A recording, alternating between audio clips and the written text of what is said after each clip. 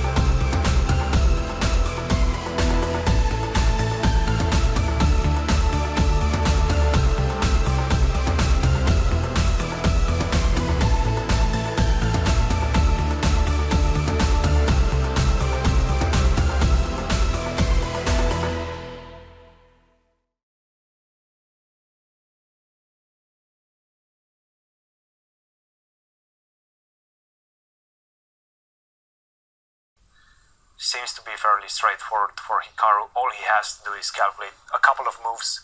He's accustomed to doing much more difficult, much more complex calculations.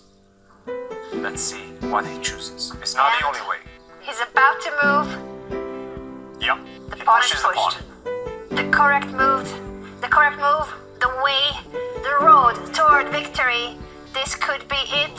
Gukesh, is he going to play rook to f6 and after queen g4? Yes, this is exactly what's happening on the board. The queen is about to drop back and threaten the check on the h-file.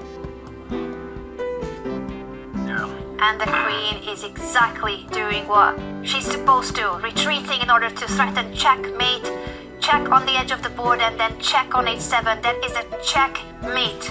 Clinical precision right now by Hikaru. The only way to stop that would be with queen to f1. Maybe another idea would be to go queen to h3, try to defend from e3. Gukesh is giving the check. You know something funny?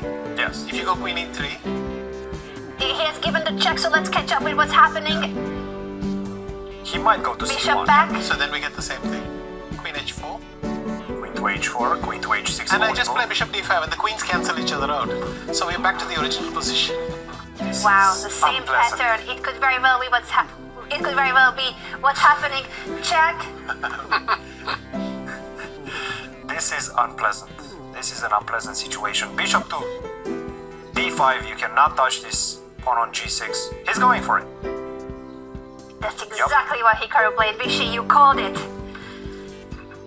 And rook to f1. You will get my queen, but you will get checkmate. What an incredible ending that would be if Hikaru sacrifices the queen for that back rank checkmate. Even gh4 was Painful. Okay, this we're getting a bit sadistic in this one. Resignation by the World Chess Champion Hikaru Nakamura gets 3 points for winning this crucial classical game. What a game this has been, and that beautifully executed attack on the light squares against the Black King. And with this one, he gets his revenge in their respective mini-match. Gukesh defeated Hikaru, and in fact, Gukesh got his first victory against Hikaru. Right now, Hikaru with this victory is back in the tournament, back in contention to win it all. He's back in contention, and also Humpy Koneru is in contention. Looking good for Humpy in her game